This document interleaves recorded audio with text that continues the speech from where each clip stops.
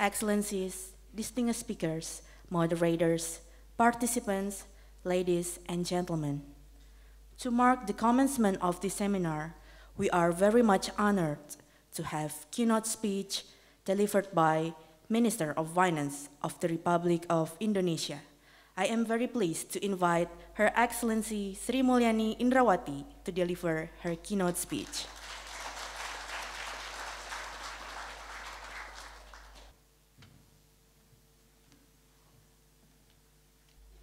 Bismillahirrahmanirrahim. Assalamualaikum warahmatullahi wabarakatuh. Very good morning to all of you. For those of you who cannot speak Bahasa or understand Bahasa only passively, because this is one of the event which is leading to the IMF World Bank annual meeting. We call it Voyage to Indonesia.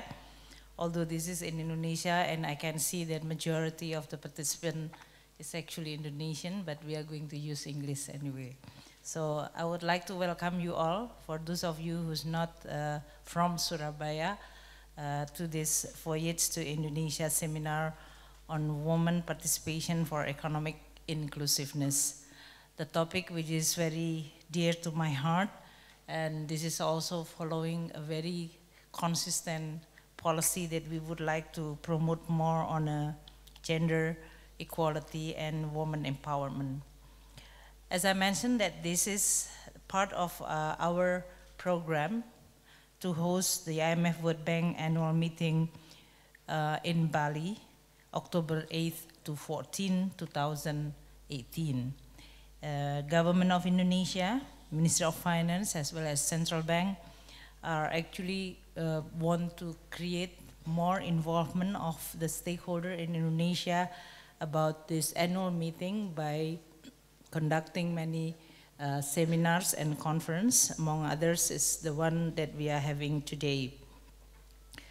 The topic, gender equality and women empowerment, is a very important topic. This is not only important from the social point of view, but also from the economic point of view.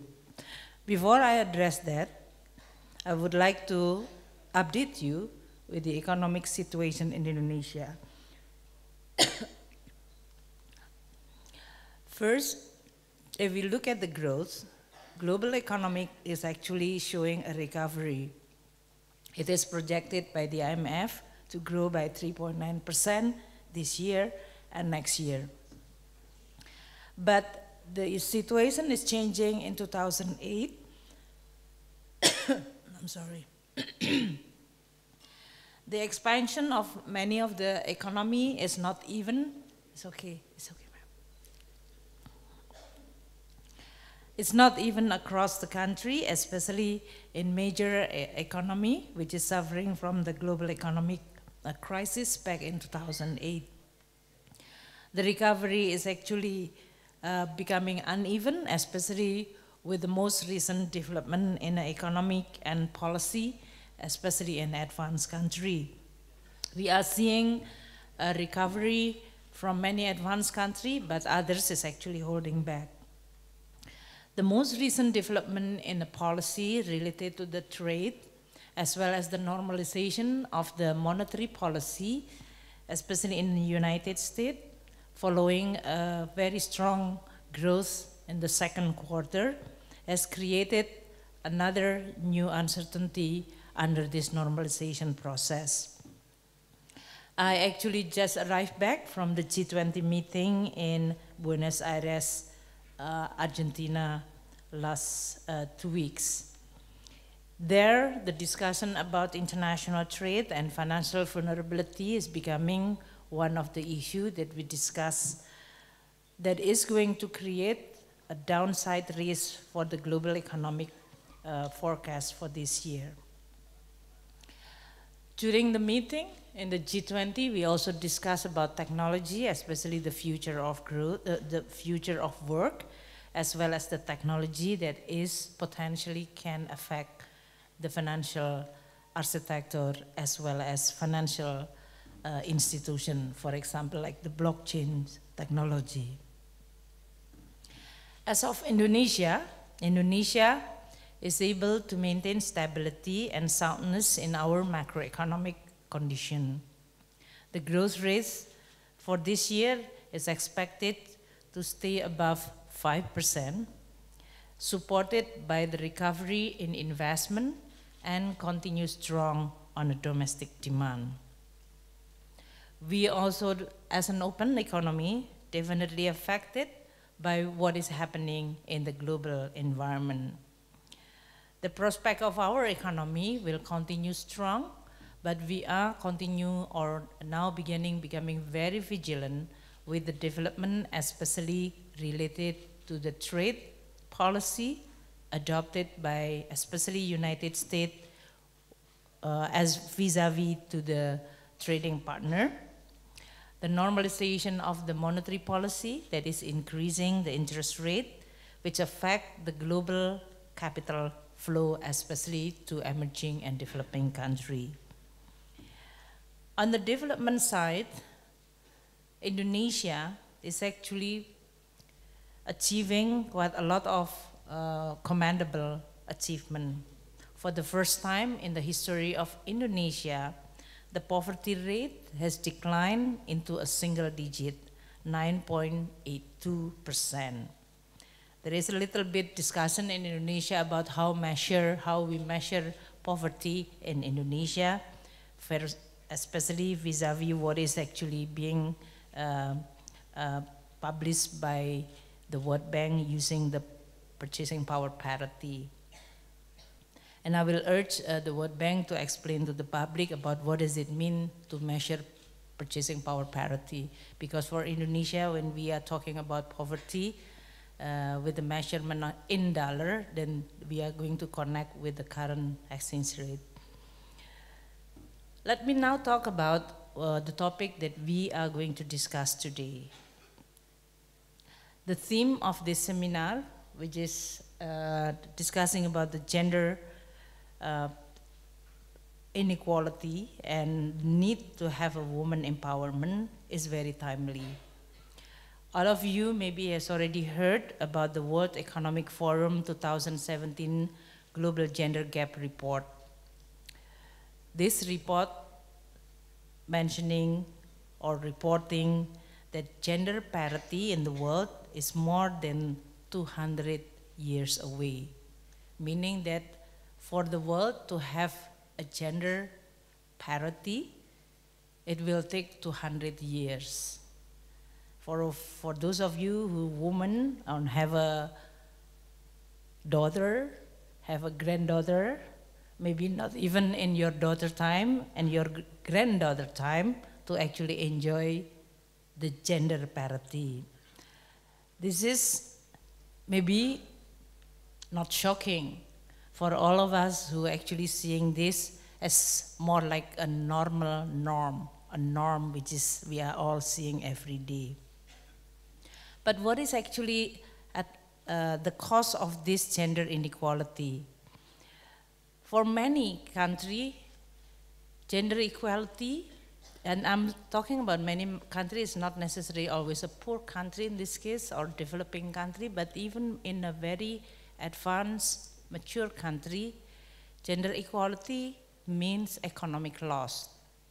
You actually can achieve a lot and better by promoting and strengthening gender equality.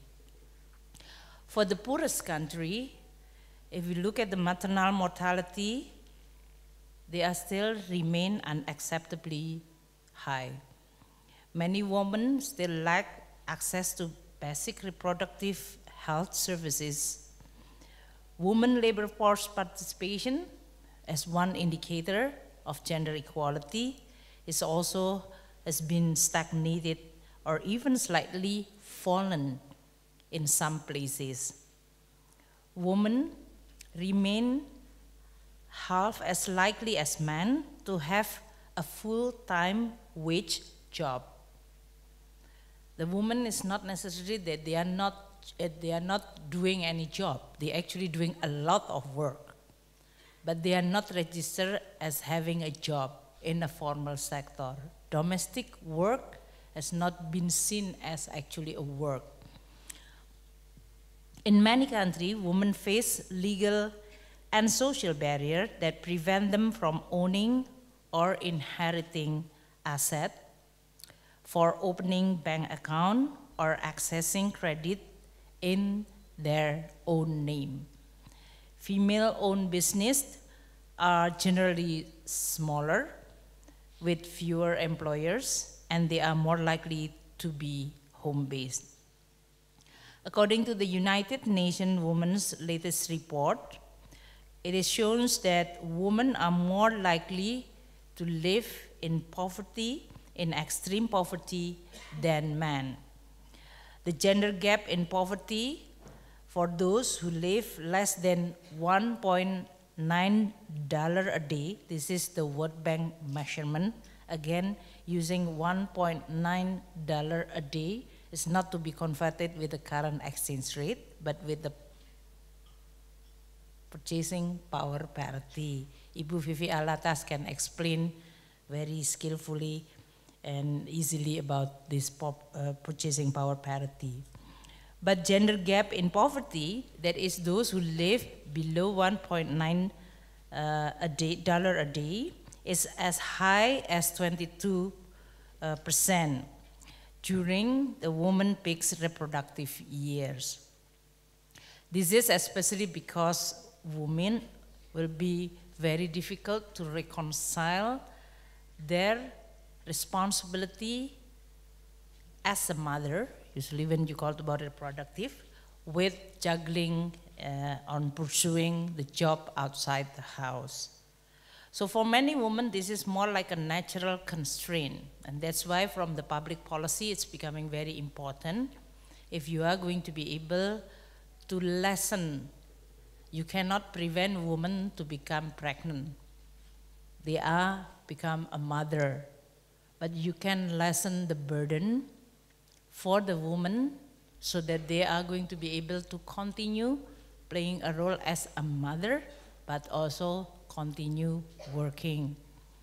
And this is one of the areas that for many countries in the world is still a challenge.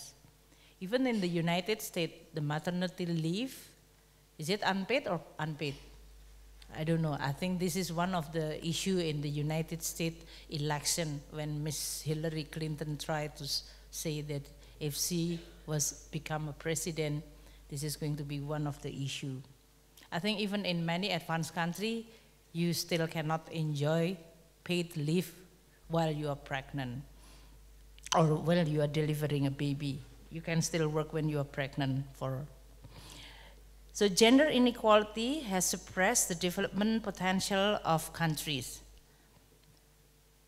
because women is half of the population, and they actually have a huge potential to contribute to the economy.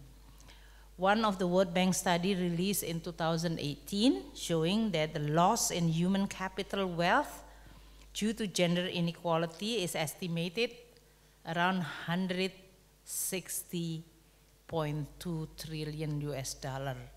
That's really a huge money. If Indonesia 1 trillion GDP, that is 160 times of the Indonesian GDP.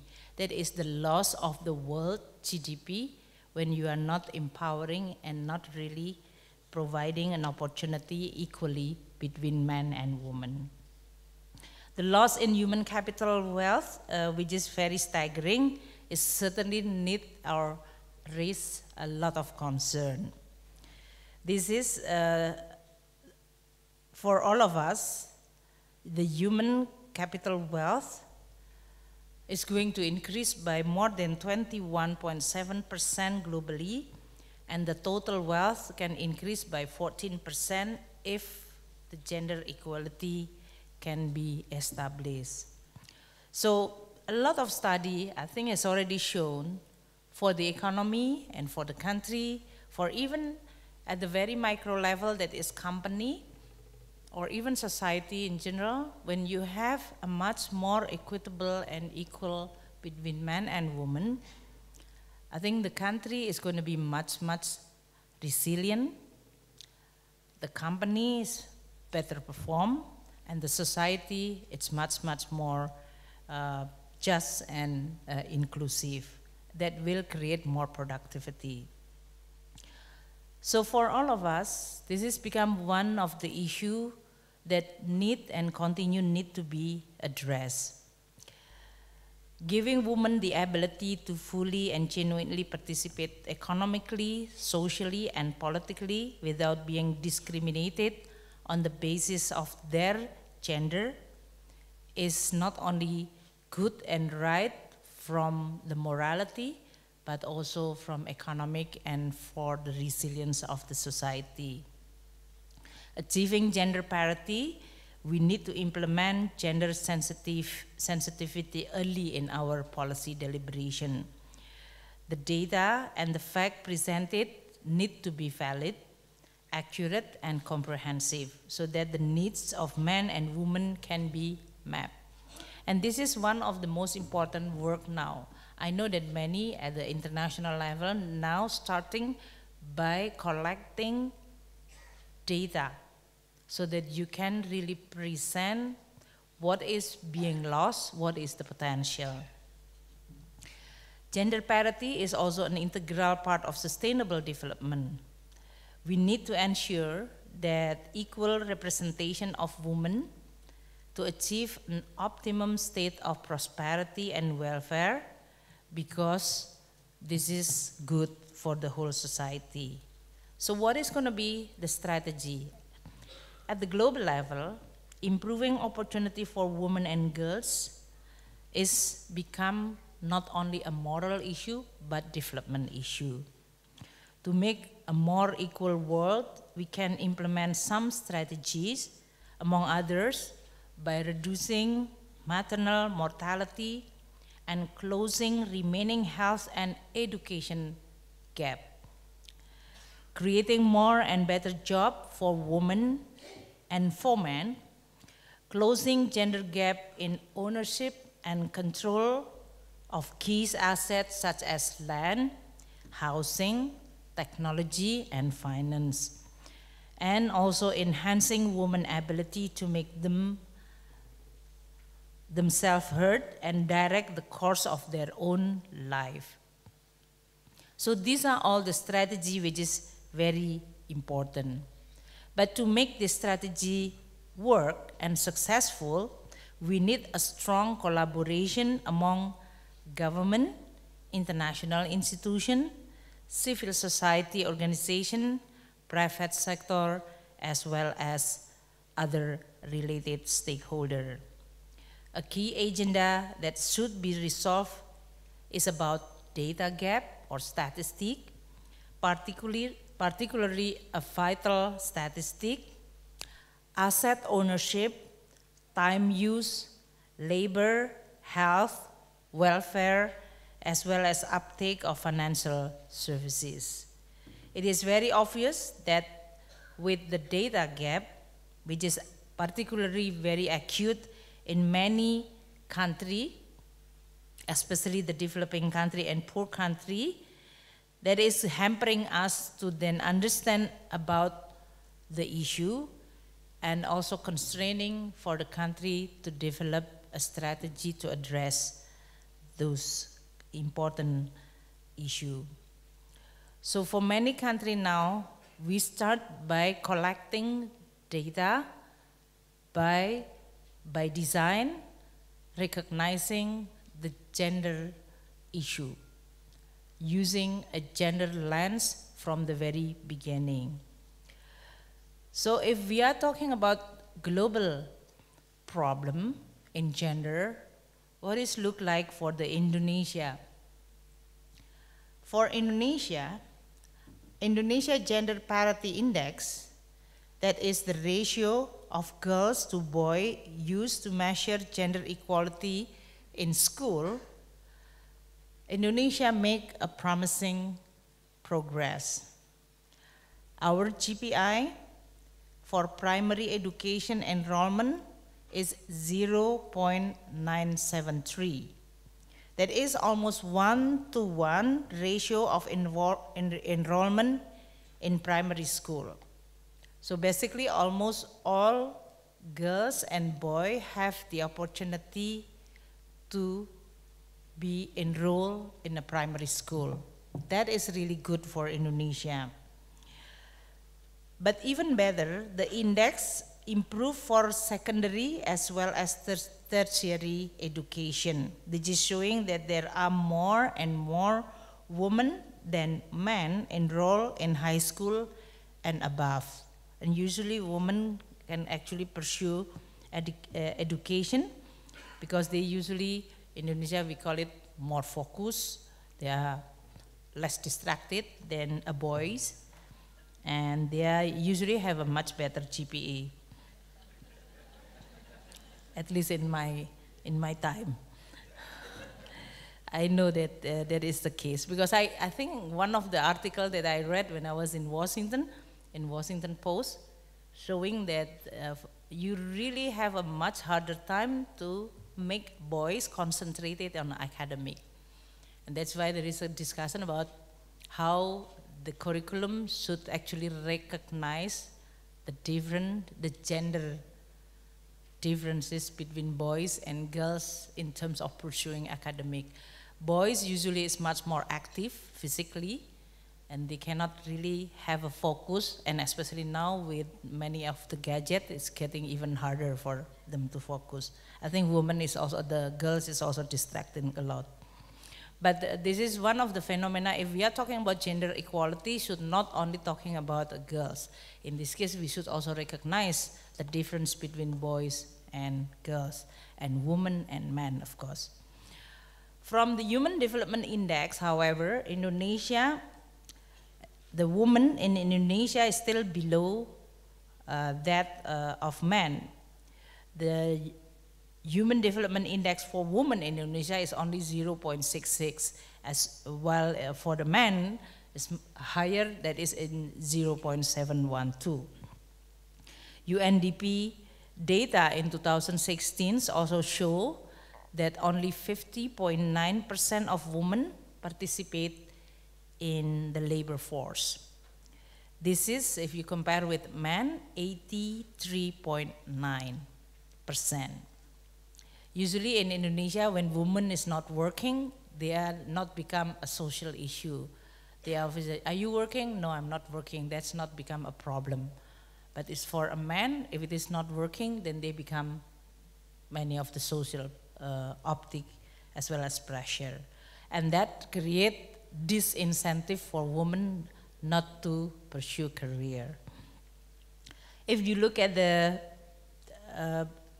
per capita gross national income for a woman is 6,668, while for man is more than double, 13,391.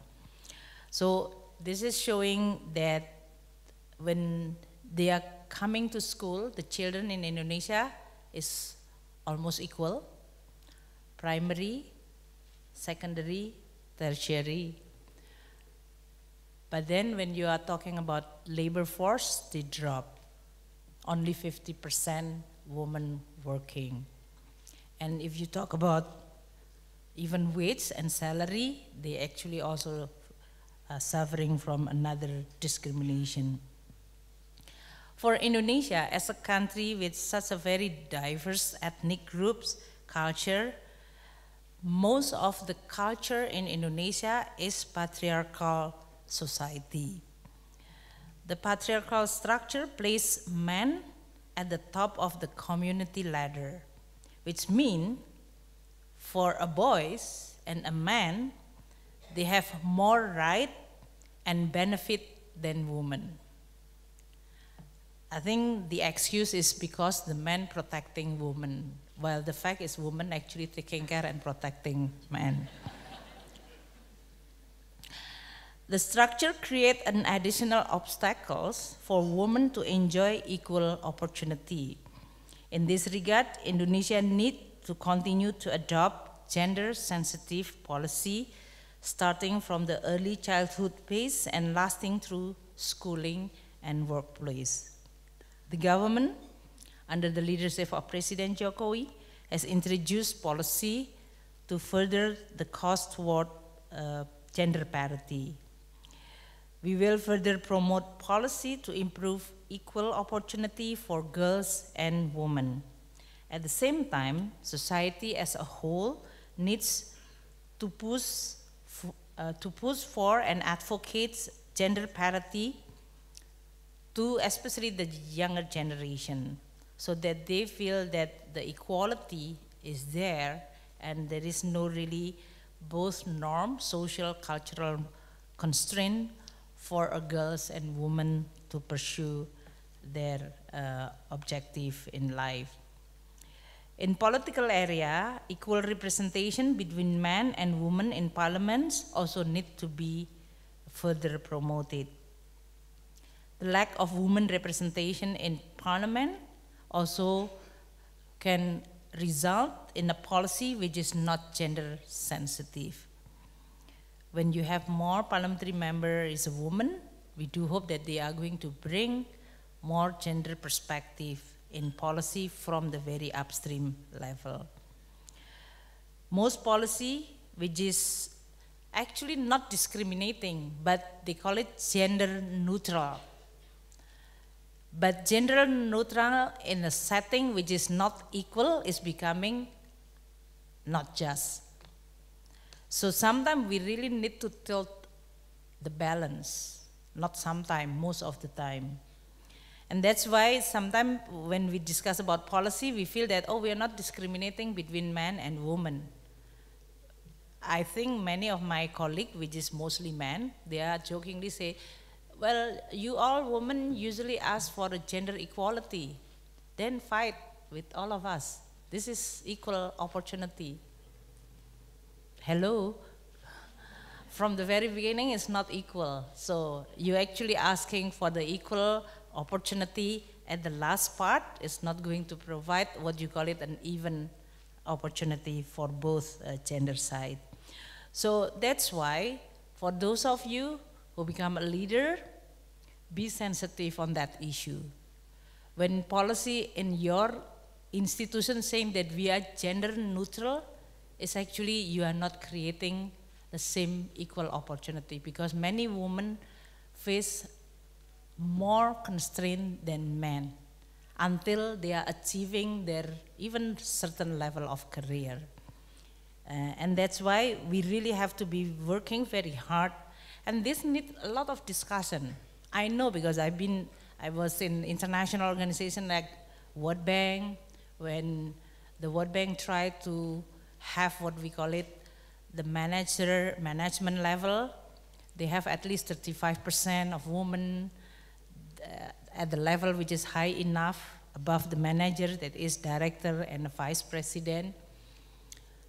I was finance minister before, I was in the university. You really see that many women is actually drop out. They usually, after graduating, they pursue career, but after they have children, they usually drop out. They just, whether they just stay or they actually drop out because they choose to actually taking care of their children and family. And that's why asking the woman to actually say that, well, when you are promoting in a second echelon, first echelon, you are not giving, you just say that, well, this is a gender neutral, everybody who has all the competence should fight for it. We actually just institutionalizing what is unequal for the very beginning. In the politics, as I said, on the parliamentary election last 2014, the requirement to have 30% of women representation in the list of the parliament candidate is already being introduced. But the one who really elected is only half of it, 17%.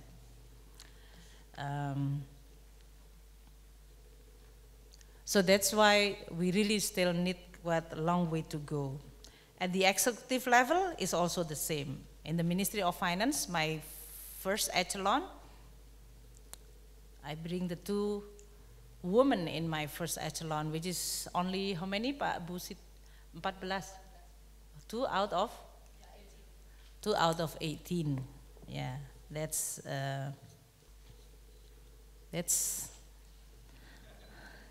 not yet commendable. So when there is a promotion, if there is no list of women to be nominated, I usually not processing those requests. At least you have to work harder. And here I have Pa Heru, which is our DJ custom, which is being seen as a male-dominated world. There is always an excuse that, oh, Ibu, this time I don't have any woman, but I will promise next time. With the hope next time maybe Ibu is no longer there. So, or maybe next time Ibu will forget so that she's not going to ask again.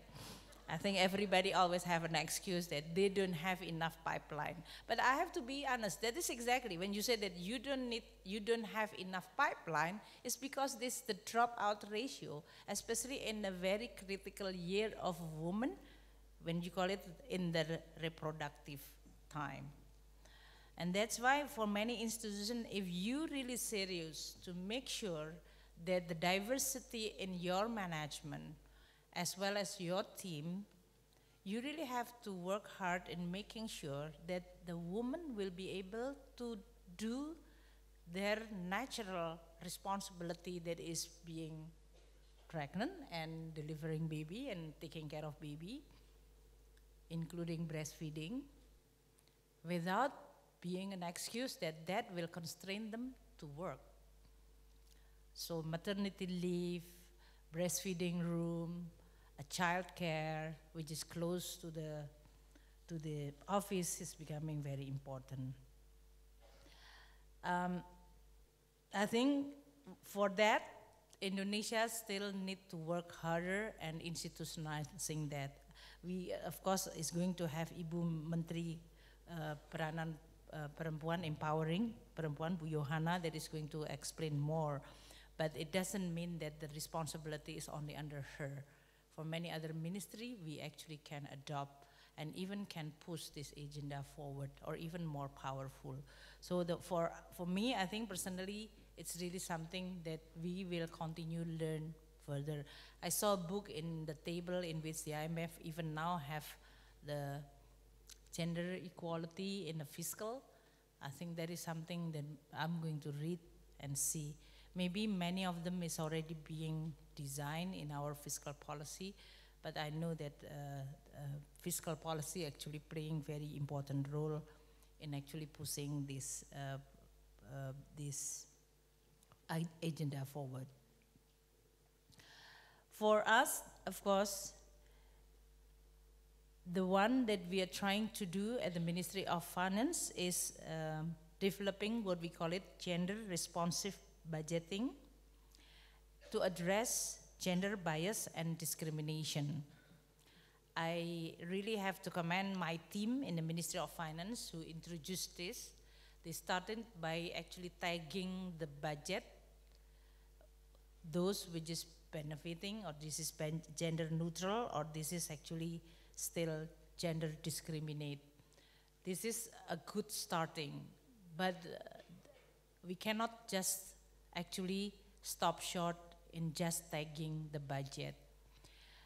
The discussion about what does it mean when the budget is not gender sensitive should be addressed. And I have to admit that maybe I'm not really addressing those issues forcefully in many of my budget deliberation.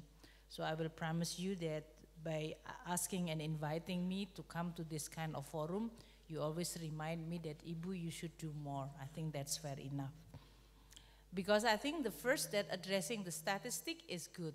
Ibu Indah, please coming and sit down di sini, Ibu, di depan. This is one of the 17% of the parliamentary member in Indonesia, which is woman. Ibu Indah from the Commission 11. The one who's supposed to be 30%, but Bu Indah is one out of 17%. We do hope that there are more and more Ibu Indah in the parliament. So Ibu Indah came to this room exactly the right time when I discussed about that gender budgeting, because Ibu Indah is in a Commission 11, the partner of the Ministry of Finance. If we start by identifying what is within our budget, which is gender neutral and gender discriminate, there should be a forum for us to discuss what does it mean, what is the result of that. And I have to admit that we never have those kind of forum to discuss, except if there is peringatan Hari Kartini atau Hari Ibu, baru kemudian we are all dressing in like a Indonesian woman in the past, kebaya, and we are entertain ourselves among all the women. But I think the discussion more on a substance level need to be much more forceful.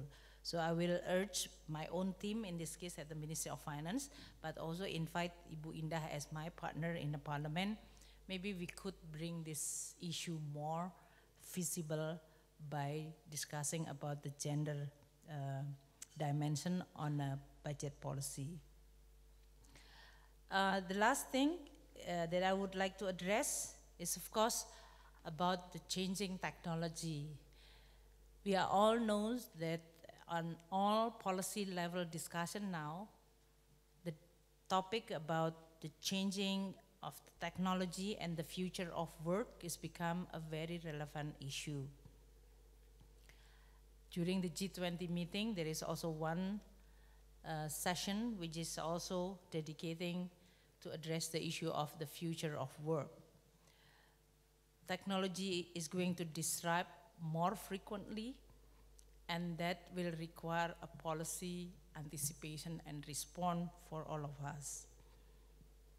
Our data in Indonesia, according to the Central Bureau of Statistics, 37.4% women work in the formal sector compared to the men, which is reached 62.6%. So less than, almost less than men, just like on a labor participation. And only 30% of women work in science, technology, engineering, and math industry. They usually say that the woman is not really, this is not the field of women. That is a very gender discriminate perception, which is not true.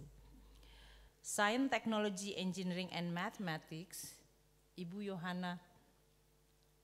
Selamat datang Ibu Yohana.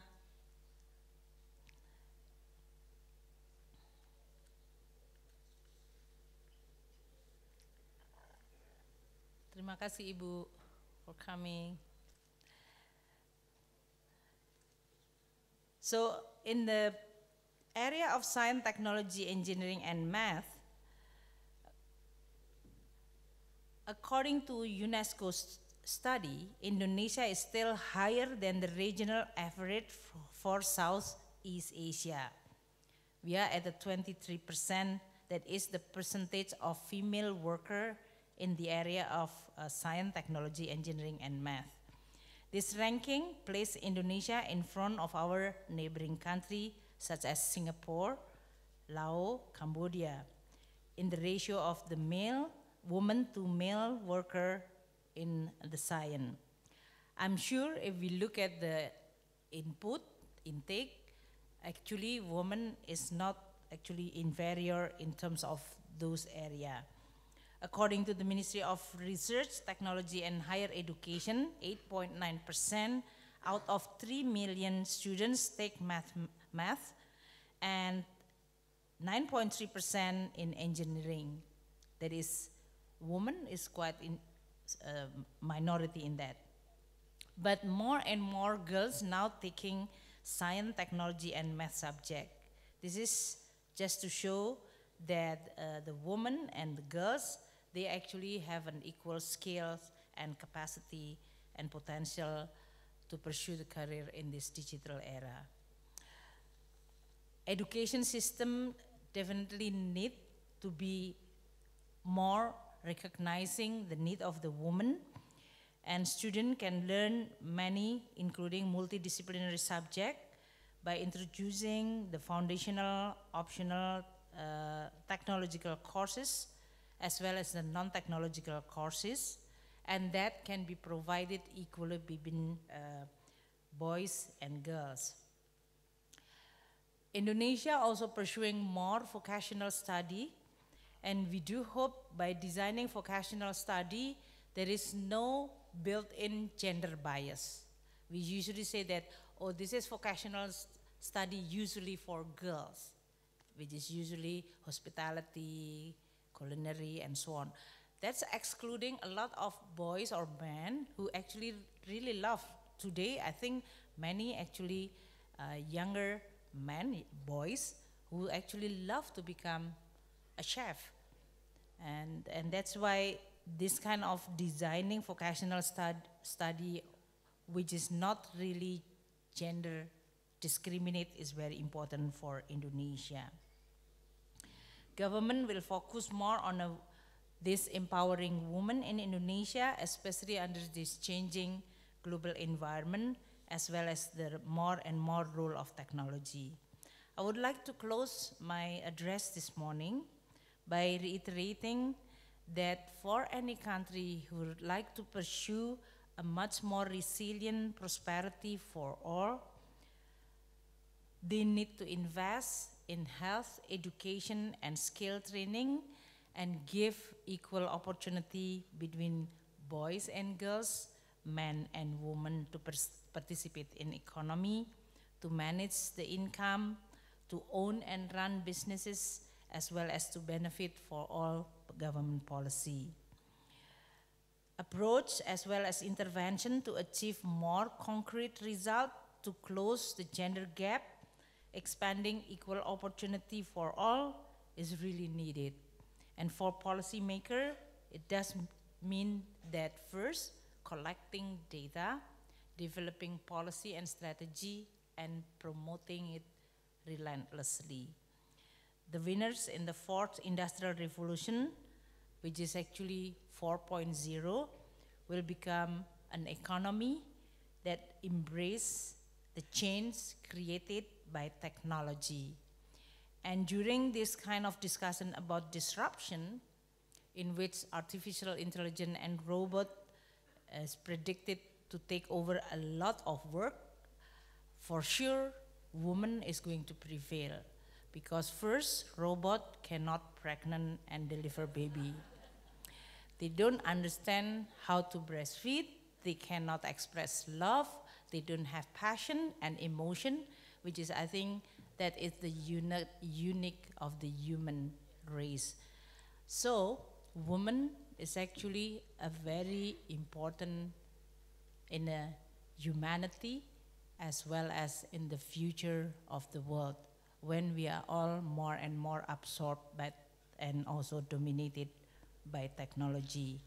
With that closing, I would like to all of you here, thanks for your participation, but also encourage more that pursuing this gender equality and women empowerment, girls empowerment, is not only an agenda for a woman. This is an important agenda for society and for the world. Thank you so much. Assalamualaikum warahmatullahi wabarakatuh.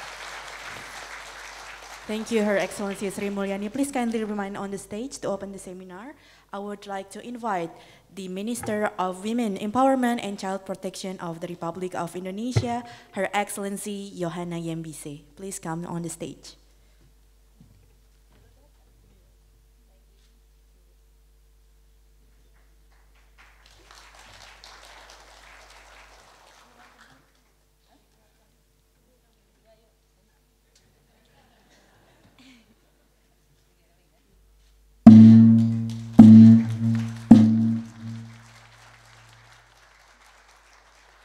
Thank you, Excellencies. Please kindly again remain on the stage because now is group photo session. I am pleased to invite the Ambassador of Islamic Republic of Afghanistan to Republic of Indonesia, and then Echelon 1 official of Ministry of Finance, Inspectorate General Ibu Sumiati, DG of Custom Bapak Heri Pambudi, Assistant Minister of Finance of Tax Supervisory Ibu Puspita Wulandari, and all of the speakers to come on the stage for a group photo session.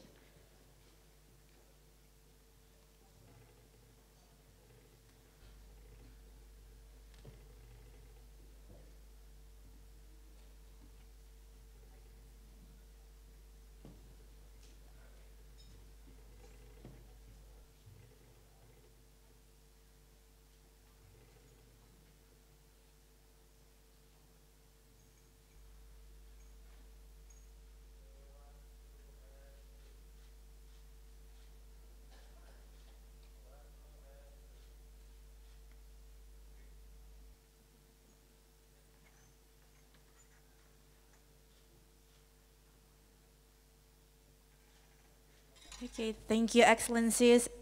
Echelon 1 official of Minister of Finance, all the speakers, you may now go back to your seat.